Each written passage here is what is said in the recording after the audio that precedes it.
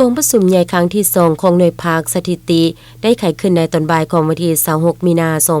2024อยู่ที่แผนกแผนการและการลงทุนแขวงโดยภายใต้การเป็นประธานของสหายบัวไข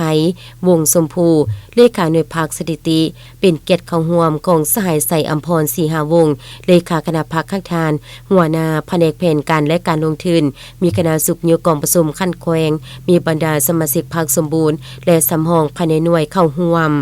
ในวาระกองประชุมสหายนางกัญจนาลาดบัณฑิตรองเลขาหน่วยภาคได้ผ่านบทรายงานการเมืองทางบทสำรวจคะแนนการพัฒนา5ปีผ่านมาและพันทิศทางแผนการ5ปีต่อหน้า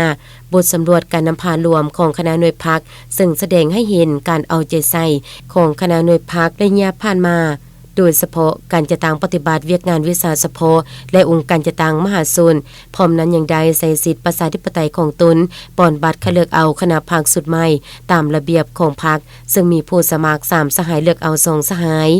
ผ่านการปอนบัตรคัดเลือกได้เป็นเอกสารเลือกเอาสหายบัวไขวงสมภูเป็นเลขาหน่วยพรรคสหายนางกัญจนาลาดบัณฑิตเป็นรองเลขาและทางเป็นผู้กวดกา